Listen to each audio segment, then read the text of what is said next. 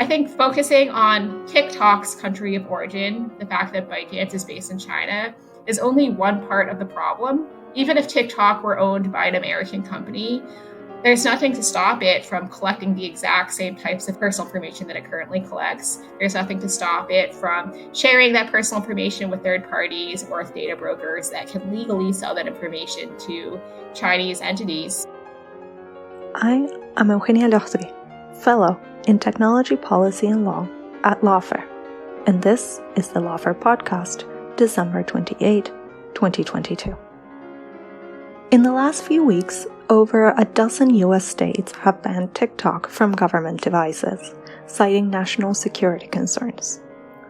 A similar bill was included in the Omnibus Spending Bill, requiring the social media video app to be removed from the devices used by federal agencies.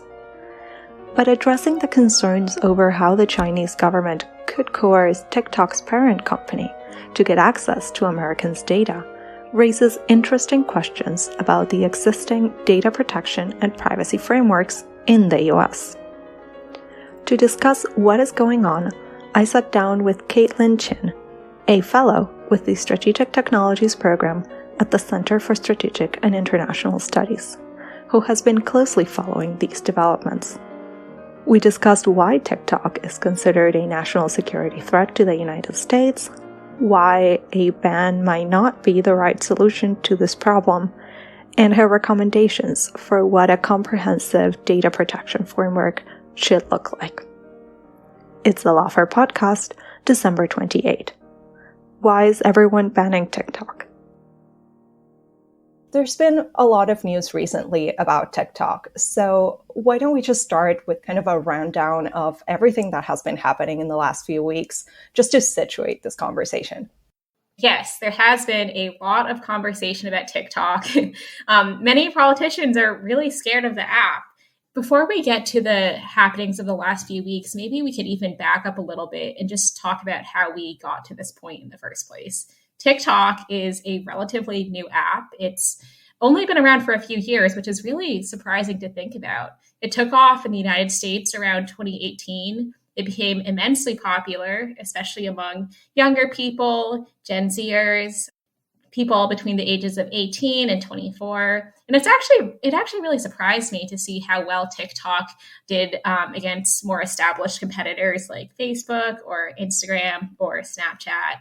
But in conjunction with TikTok's rise over the last few years, US-China relations have also been steadily deteriorating. And I think events like COVID-19, plus concerns about China's treatment of the Uyghur community and the Hong Kong democracy protests really didn't help the situation. So over the past few years, Chinese companies have really been caught up in these geopolitical struggles. And I do think that TikTok has become a large target in part because it has been so popular.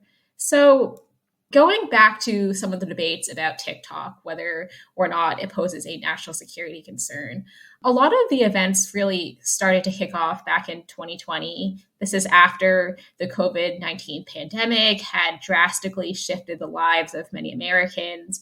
And Donald Trump, who was president at the time, actually issued an executive order that would effectively ban TikTok unless it was sold to an American company. Trump evoked emergency and national security powers, but was really extremely vague about what the actual threat was. And then a group of TikTok users actually sued to challenge the order on free expression and free speech concerns. And a judge actually paused Trump's TikTok ban. Fast forward to 2021, Joe Biden won the presidential election, and it also filed to pause proceedings for this TikTok ban. And ever since then, the Biden administration and TikTok have been reportedly negotiating an agreement to permit TikTok to continue to operate in the United States under its current ownership, but with increased data security measures. And over the past few months, these negotiations have reportedly been reaching some sort of close. We haven't seen any final agreement, but there has been increased rhetoric over whether or not TikTok poses a national security concern and whether this reported agreement between the Biden administration and TikTok will be enough to address those. And I would note that that these negotiations have dragged out now for a couple years now. So there has been a lot of debate, a lot of concerns on both sides about how to address TikTok. And that really came to a head over the past few weeks. A handful of states, I think over a dozen, have actually banned TikTok on government-issued devices. There's now a push in the NDAA to prohibit TikTok on government devices around the country. In Indiana, the Indiana State Attorney General has actually sued TikTok for deceptive data protection practices. And then most recently in Congress, a group of senators like Marco Rubio, for example, introduced a bill that they have called the Antisocial CCP Act that would prohibit social media companies that are based in a handful of countries, including China, Russia, Cuba, North Korea, Iran, and maybe a couple of others from operating within the United States. So there's been a lot going on, to answer your question, over the past few weeks, but also building up from the past few years as well. So that's a great overview. I want to get back to what are the reasons why TikTok is being banned. But before we get to that, I was kind of surprised to see that so much of the recent action surrounds banning TikTok on government devices. Is this like an actual pressing issue? Are a lot of government employees downloading social media for like their personal use on their work phones? Or what's the problem that these bans are trying to tackle? That's a good question. I mean, I previously was not aware of an epidemic in the United States where US government employees were constantly using TikTok on their government-issued devices. And I think this actually isn't a new concern. In the past, at least some military branches have prohibited military service members from using TikTok on their government devices. But in general, I would imagine that the vast majority of the US government workforce does not need to have TikTok on their government devices and that they do not use TikTok for government work. So it does surprise me that there may even be cases of people using perhaps personal social media apps on their government issued work devices. I would say, though, it is possible that at least some government employees might actually be using TikTok for work purposes. I'm thinking of communications employees, public relations employees, social media employees. And this is especially true since the Biden administration has reached out to TikTok influencers over the past year or two to try to connect with younger Americans. At the height of the COVID-19 pandemic, for example, we saw the Biden administration reach out to TikTok influencers to talk about COVID-19 vaccinations. The Biden administration invited Olivia Rodrigo, who became very popular on TikTok, to the White House. The White House also held meetings with influencers to talk about the Inflation Reduction Act. So it is this very interesting dynamic to see, on one hand, the White House proactively reaching out to TikTok users and TikTok influencers to try to connect with younger Americans, and at the same time having these negotiations about whether or not to allow TikTok and under what conditions operate in the United States. So now let's go, let's get into it. What are these national security concerns that we're seeing mentioned in the bans, in different speeches? Like there seems to be a range of reasons why people want to ban TikTok. Yeah, I think that's a really good question, just pinpointing the actual problem that people are trying to solve. I mean, first of all, TikTok is a hugely popular app in the United States. There are over 1 million American users. Many of them are between the ages of 18 and 24. And TikTok, just like many other smartphone apps or social media apps, collects an enormous amount of data. We know that TikTok is collecting geolocation information, for example, information about people's contacts, communications information, potentially demographic information. And the concern is, even though, unfortunately, this level of data collection has become standard in the United States because of a severe lack of regulation in the digital platform market. Even though this is standard, and even though TikTok is not alone, people are concerned about the fact that TikTok's parent company, ByteDance, is based in China. And because of Chinese surveillance laws that essentially give the Chinese government broad access to personal information processed within Chinese borders, people are concerned that perhaps ByteDance employees in China can access personal information from Americans in the United States, and then in turn, the Chinese government might be able to access that information. Now, TikTok has said that it has never given information to the Chinese government and that it never would give information to the Chinese government. And we haven't actually seen solid evidence of the Chinese government accessing this information yet. So part of the concerns that we're seeing are potentially hypothetical or based on a future risk of what could happen rather than actual tangible examples that we've seen in the past. And then there are also concerns about how the Chinese government could potentially use personal information. For example, could the government use personal information to target political dissidents or to censor people, or perhaps to promote disinformation to people based on their race or their gender or other sensitive attributes? So these are the concerns. But like I said, the concerns are a little bit fuzzy just because we don't really have good, solid evidence that the Chinese government has accessed information in this way so far. Yes, we know that the Chinese government has been involved in censorship and surveillance in general, but many of the examples that we've seen have involved companies other than TikTok. So just pinning down the national security concerns behind TikTok specifically, these are a little bit more broad. They are a little bit more vague, and that makes any ban on TikTok, I think, that much harder to justify. So you're talking about kind of different buckets of concerns. We've heard about the potential that the Chinese government could use their algorithm in order to promote influence operations. There's the collection of data on users. There is access to the software. So what is underpinning this? We've heard FBI Director Wray talk about how what is of concern is that TikTok is controlled by a government that doesn't share American values. What are some of the underlying issues? If we haven't seen any clear example of these things happening, what is behind it? Yeah, and we have been seeing a lot of that rhetoric, right? You mentioned FBI Director Christopher Wray saying that TikTok is controlled by this government that doesn't share our values. And then when the antisocial CCP bill was introduced, members of Congress said that TikTok was a CCP puppet company, or even digital fentanyl that's addicting Americans, comparing TikTok essentially to the Cold War. So I do think that some of this rhetoric is representing or exemplifying this increasingly hawkish attitude towards China, and that's causing some prominent politicians to speak up. It's a very easy talking point, like a very easy target to blame TikTok just because it's a very large company. It's very popular in the United States.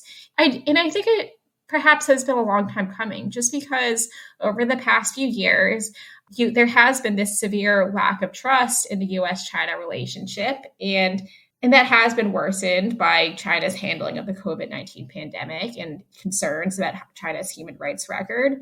But this targeting of TikTok, I do think sort of reflects a lack of understanding toward the problem, or maybe just a broader geopolitical trust in China in general, as opposed to TikTok specifically.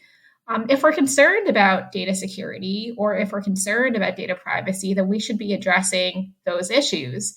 I think focusing on TikTok's country of origin, the fact that ByteDance is based in China, is only one part of the problem. Even if TikTok were owned by an American company, there's nothing to stop it from collecting the exact same types of personal information that it currently collects. There's nothing to stop it from sharing that personal information with third parties or with data brokers that can legally sell that information to Chinese entities. So I do think that this focus on TikTok in particular, it's a good talking point, but it's unclear about whether these concerns actually would improve data privacy or data security in the United States writ large. I want to dig on that a bit. Is the type of data that TikTok collects particularly different from the type of data that other companies collect?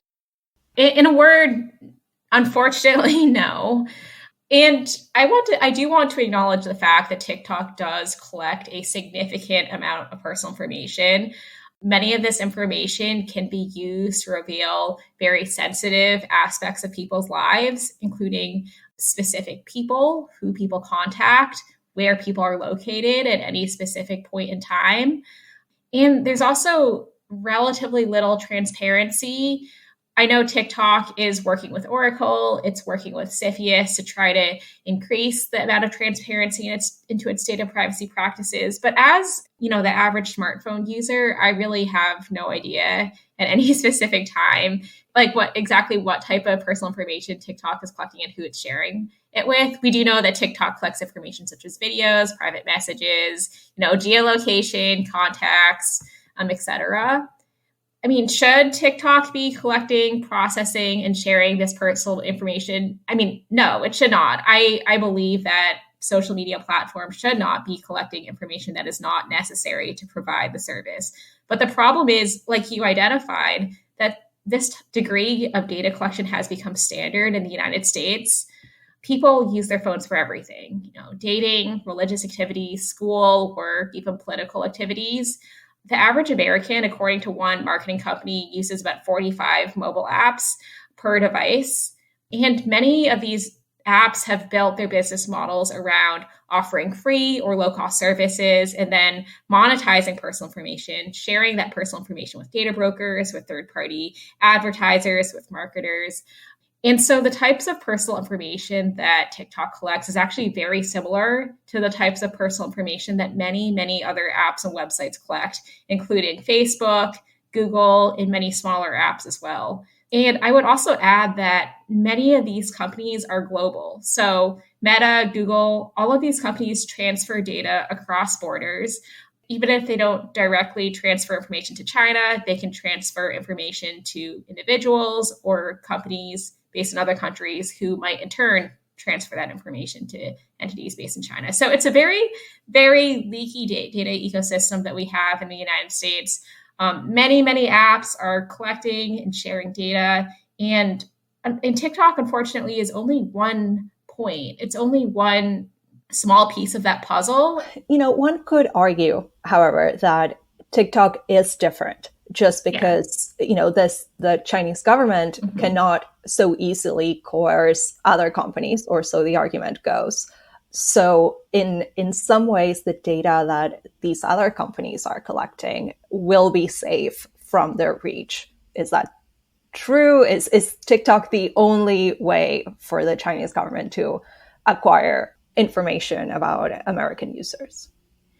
That does seem to be the biggest difference between TikTok and companies like Facebook or Google. Even though all of these companies are very large, they collect information from a significant amount of people.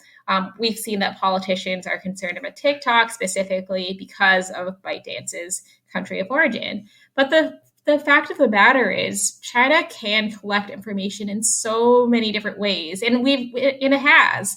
First of all, even if TikTok were owned by an American company, in the United States, it is perfectly legal for TikTok to collect significant amounts of personal information, to share it with third-party data brokers, who in turn can legally in the United States sell or share that information with individuals or entities or foreign governments, including those that might in turn share that information with the Chinese government. So even if companies aren't directly sharing information with the Chinese government, they can share information with other companies who then in turn can share that information with the government. We've also seen China obtain personal information potentially from hacking or from data breaches. For example, the Equifax hack that compromised the personal information of over 100 million Americans is believed to be the responsibility of the Chinese government. So there are many, many ways in which the Chinese government can access personal information. And I would also add that we can look at the example of Grindr. Grindr is a dating app that's primarily geared towards the LGBTQ plus community. a couple of years ago, CFIUS required Grindr, which was at the time owned by a Chinese company, to be sold and divested to an American company. And there were very valid concerns about Grindr's processing of personal sensitive information. For example, Grindr not only collects information about communications and geolocation information, but it was collecting information about people's HIV status, their most recent testing date. So very, very sensitive personal details that could potentially be used in ways that could harm people. But even after Grindr was divested, and I think this was back in 2020, that didn't stop many dating apps, including Grindr, from continuing to collect and share the exact same types of data. And even looking at Grindr's current privacy policy, owned by an American company, Grindr openly admits to collecting personal information, sharing it with third parties, which could potentially include data brokers or marketing partners. And so even though Grindr is now owned by an American company, it's just not quite clear whether its data privacy and data security practices have significantly improved. And there's also no guarantee that China is not able to access that personal information. So I just think that Grindr is a good example of how corporate ownership is sort of like a red herring in a way. It's one factor in a company's organization, but corporate ownership does not necessarily equate to better data practices. So this is hardly comforting. The way that you're talking about it, it clearly indicates, and I think you wrote a commentary not long ago to this effect that, this is just a piece of the puzzle. And if you want to get serious about data protection and about privacy, which are all very valid, good concerns to have, the US actually needs a more comprehensive approach to this. So what would that look like, and how can we get there? Yes. First of all, businesses need a legal responsibility to prevent harm to their users and to use personal information in a responsible manner. And in the United States, at the moment, privacy laws are very fragmented. We have laws that apply to different sectors or laws in different states, but we don't have a national comprehensive framework for how all businesses, especially I would add mobile apps and data brokers, collect and share and use people's information in the first place.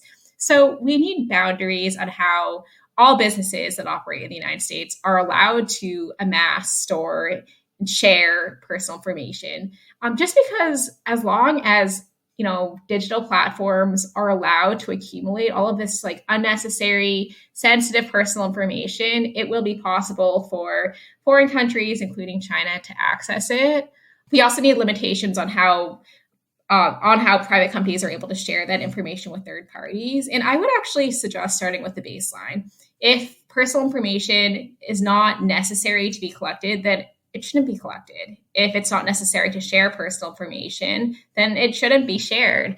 For example, if I'm using a weather app or a flashlight app, or even TikTok, maybe TikTok has a reason to collect people's geolocation information for very specific reasons. For example, if I wanted to see a video in my area at that time, but I might expect my geolocation to be collected very temporarily. I would not expect, though, TikTok to store my geolocation information for long periods of time and then to share it with third parties. So I do think that we need better data minimization practices, better transparency. At the moment, many mobile apps have privacy policies that are very vague. They broadly state, we collect and share your personal information with third parties. But as an average smartphone user or social media user, I really have no idea which specific companies or which specific data brokers might have access to this information. So I think that also, in addition to requiring better data practices,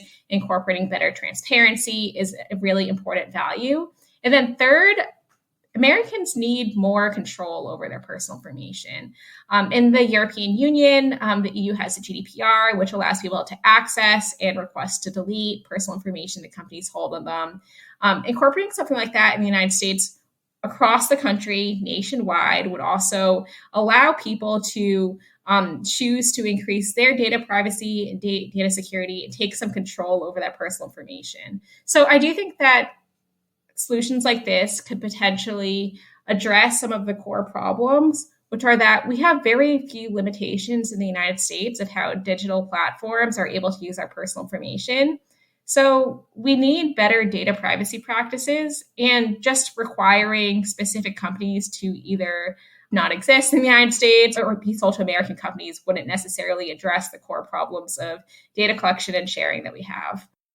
And to bring this kind of back to TikTok, you mentioned earlier how they have been in negotiations with the Biden administration in order to address some of the national security concerns that we discussed earlier. So, in the meantime, this has been going on for some time. Have you seen, what are the measures, if any, that TikTok has taken to address some of these concerns? How are those playing out? Yeah. So earlier this year, actually, TikTok announced something called Project Texas, where they announced a plan to start storing personal information from Americans in U.S. data centers. It announced that it would partner with an American company, Oracle, to limit employee access to personal information stored in the United States. And it also announced that it would allow Oracle to start even audit its content moderation and recommendation algorithms, essentially attempting to address some of the concerns over the collection of personal information, potential access by the Chinese government, and how the algorithm chooses to either promote or demote certain pieces of content. TikTok has also hired an American CEO. It's publicly stated that it's increasing its number of US employees. So even outside of its negotiations with the Biden administration, it's been trying to address some of the public concerns and public criticism that it's received. Now, like you mentioned, it's been negotiating an agreement with the DOJ for quite some time. According to media reports, this agreement could potentially compel TikTok to not only store information in the United States, but create a board of security experts that would, report to the U.S. government. It could sever decision making of United States operations from China, essentially putting more distance in between the U.S. TikTok platform and ByteDance in China, and also allow more transparency into its content moderation algorithm. So TikTok has really attempted to address some of the issues. And I do think that if the concerns are data privacy or data security or its content recommendation algorithm, addressing those concerns head on makes more sense than simply saying, okay, let's ban TikTok, or let's sell TikTok to a US company, but not do anything else to address the stated privacy concerns. So you touched there on the other big concern about TikTok, which is the algorithm. Can you explain what that concern is? Where is it stemming from? How could TikTok's algorithm be misused? So TikTok's algorithm is actually one of the things that helped it rise to popularity in the United States. It recommends certain pieces of content, videos that it believes that people will like, and it ranks some pieces of content higher or lower. Now, the politicians that are calling for TikTok's ban believe that TikTok is a CCP puppet company and that TikTok could allow the Chinese government to spread propaganda or disinformation or harmful content through this algorithm. Very unclear whether that has actually happened. These politicians have not really presented evidence that the Chinese government has used TikTok in this way. That said, at least at the moment, until these negotiations are potentially finalized, the public does have very little transparency into TikTok's algorithm and how it specifically works. And I do think that there's something to be said for that lack of transparency. Although I would note that many tech companies in the United States similarly do not share how their algorithms work. Many companies cite trade secrets, proprietary information to avoid sharing this type of information. So there are concerns about TikTok's algorithm, but just because we don't have all of the information, we don't know whether the Chinese government has actually used this information in this way. We haven't seen evidence of that yet. So again, a lot of these concerns are hypothetical or based on at least some people's perception of what could potentially happen in the future. Is the US the only country worried about TikTok? No. So we have seen other countries like India also attempt to ban TikTok. So there have been concerns from other countries. And I would add though that TikTok is not the only Chinese company that has been caught up in concerns about Chinese surveillance or Chinese censorship. For example, Huawei is another company that has raised a lot of concerns about potential Chinese surveillance. So no, TikTok is definitely not alone. And I think that with this growing sentiment of distrust, this growing strained relationship between China and many Western countries, especially the United States, we'll continue to see more companies caught up in this dynamic. I do think that raises a lot of questions, though. For example, if TikTok were to be banned or if TikTok were to be divested, what does that mean for other Chinese companies that want to operate in the United States or that want to operate in other countries? What does this mean even for any non-US company that might want to operate in the United States that also might potentially be storing or sharing information within China? So the way that TikTok is handled in the United States will have larger implications for not only for future companies that wish to operate in the US, but also the state of the US China relationship as a whole. So let's say that the US government effectively bans TikTok from the US market, not just government devices, but completely. What does that accomplish? So to me, it is very unclear if the benefits would outweigh the costs. What would it accomplish? Very little in terms of privacy and security. Like we previously discussed, it doesn't really matter which country of origin TikTok identifies with. In the United States, digital platforms and mobile apps are largely still legally allowed to collect and share all of the information that TikTok is collecting and sharing. Like digital platforms in the United States are not legally required to share how they promote certain pieces of content. They're not legally required to share the details of their algorithms. And also, because of Section 230 of the Communications Decency Act, they also face very little legal liability to remove any false or polarizing content that users may upload on their platform. So it's very unclear to me what banning TikTok would actually accomplish, just because even if TikTok is gone, I mean, there are so many apps that are still collecting and sharing this same amount of information. And the Chinese government can still access that data, whether from hacking or from legally purchasing it from US data brokers. So a ban of TikTok by itself might not accomplish the goals that politicians are stating. What would accomplish those goals, though, are stronger data privacy and security laws and then potentially more transparency into how companies run their algorithms. You mentioned costs there. Yeah. What would be some of the costs if TikTok was banned? Yeah, so we've seen a lot of concerns around free expression, antitrust, and even concerns about, a potential fragmentation of the internet. And I do think it's notable that a lot of this rhetoric that we're seeing around TikTok is coming from more hawkish communities or hawkish individuals and not from privacy and civil liberties groups. In fact, actually, many traditional privacy groups have raised concerns about potential free speech or free expression concerns of banning TikTok. Banning TikTok, it also means cutting off communication. People who use TikTok to express themselves, to, convey dance videos or music or art. And in a democratic country, governments can't just go, knocking down or banning speech or companies that they don't necessarily like, primarily based on their country of origin.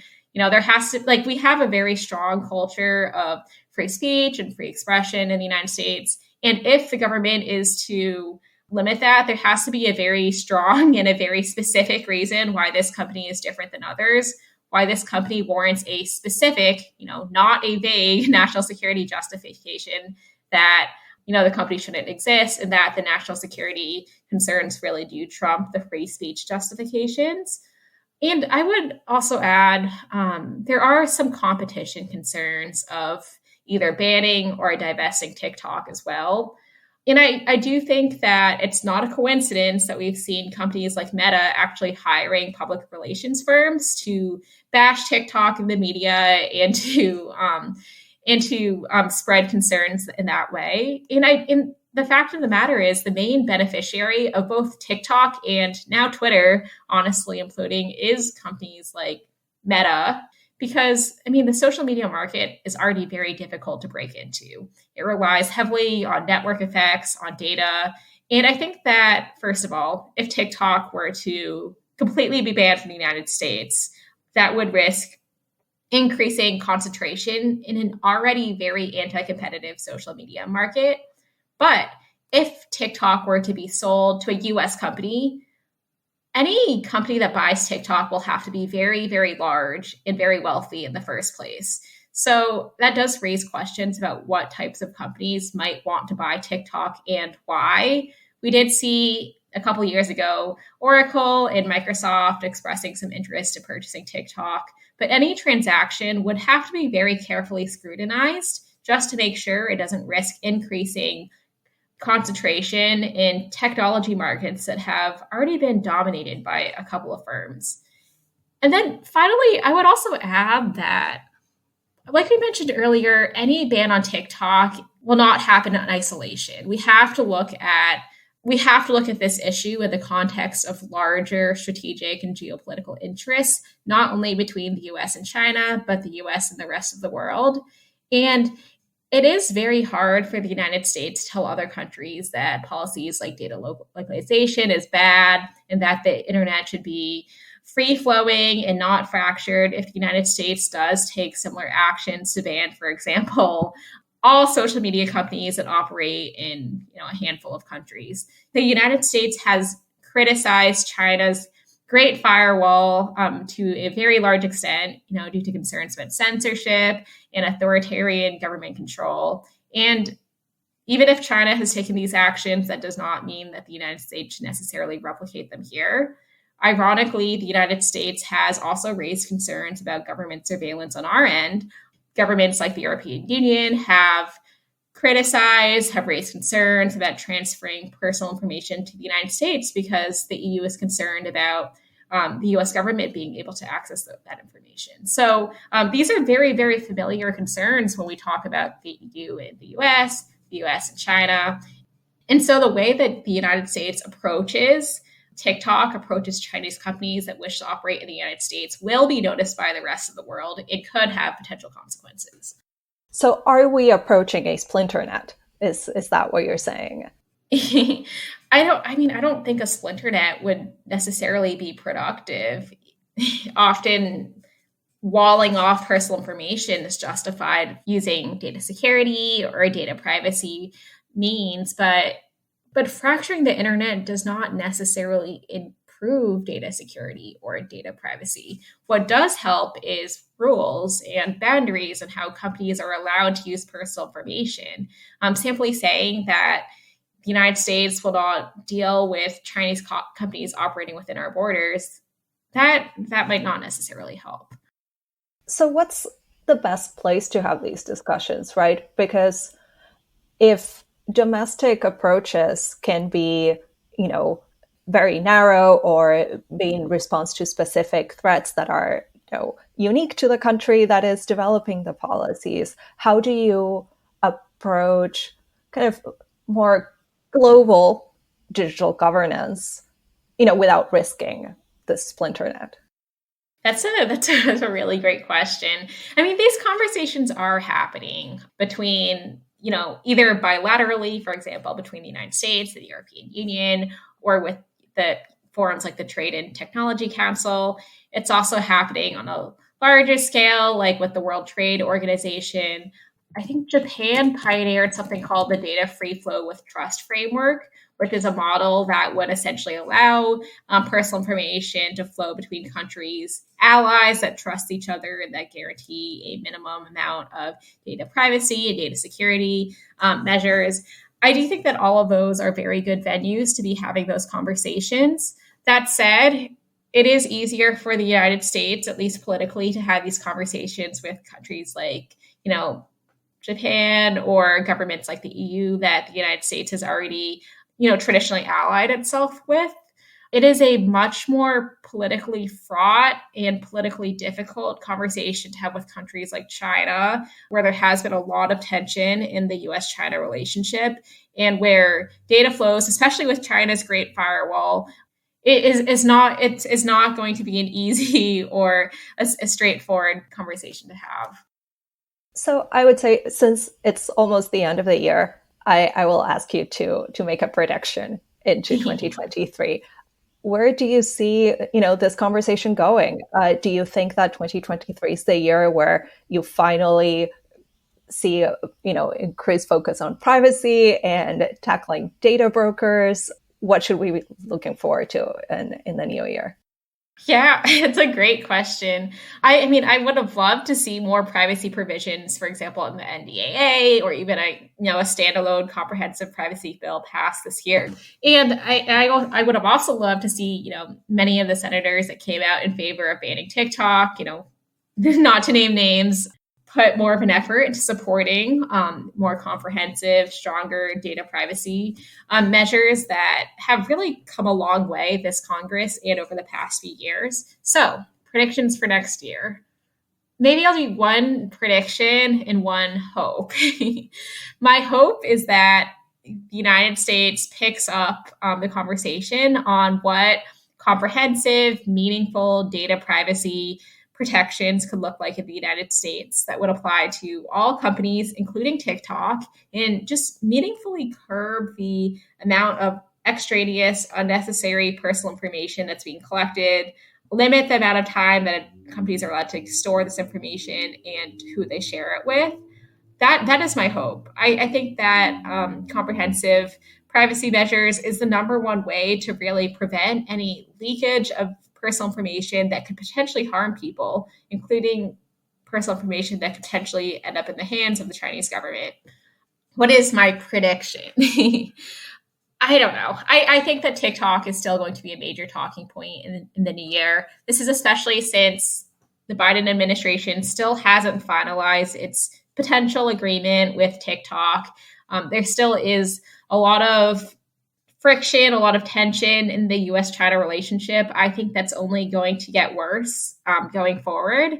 And I think that other Chinese companies or other international companies in general, not limited to China, will be cautious about doing business in the United States, whether it's because of concerns that the United States has lower levels of data privacy protections than what is available in their home countries, or because of concerns that maybe the US government could potentially limit or be antagonistic towards their data privacy practices, just like TikTok. So I mean, I would love to see a world that is more privacy protective and a world where people are able to have these constructive dialogues about what free flow of information could look like.